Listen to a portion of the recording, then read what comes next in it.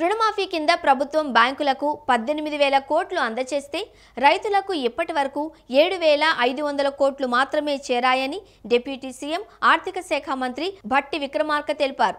రుణాల మాఫీలో వారం ఆలస్యమైన ఫలితం ఉండబోదు అని పేర్కొన్నారు. ఈ మేరకు మంగళవారం ఉదయం పత్రికా ప్రకటన విడుదల చేశారు. అయితే ఆ పత్రికా ప్రకటన తప్పు అంటూ ఆయన పీఆర్ఓ సాయంత్రం మరో ప్రకటన జారీ చేశారు.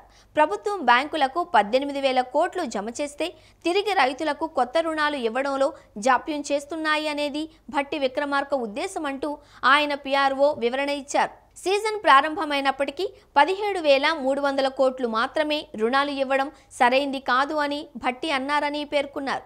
రైతులకు రుణాలు ఇవ్వడంలో బ్యాంకర్లు మానవీయ కోణంలో ఆలోచించాలి అని కోరారు.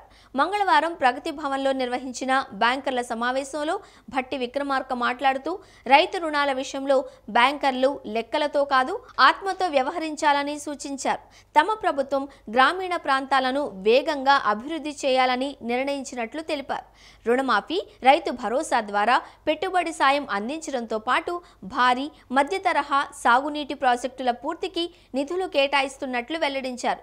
వ్యవసాయంతో పాటు పారిశ్రామిక రంగాన్ని కూడా రాష్ట్ర ప్రభుత్వం ప్రధాన అంశంగా పరిగణిస్తుందని, ఇన్నోవేటివ్ పాలసీలతో ముందుకు వెళుతుందని వివరించారు.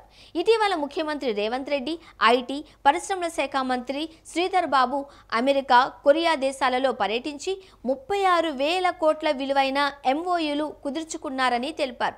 సూక్ష్మ మధ్య తరహా పరిశ్రమల ద్వారా పెద్ద సంఖ్యలో ఉపాధి లభిస్తుంది అని, వీరికి విరివిగా రుణాలు ఇచ్చి ప్రోత్సహించాలి అని బ్యాంకర్లకు సూచించారు.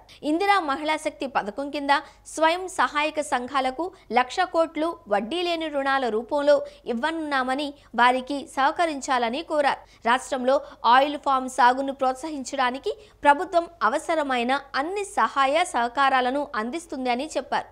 రాబోయే త్రైమాసికంలో నిర్దేశించిన రుణ ప్రణాళికను అధిగమించేందుకు బ్యాంకర్లు కృషి చేయాలి అని కోరారు.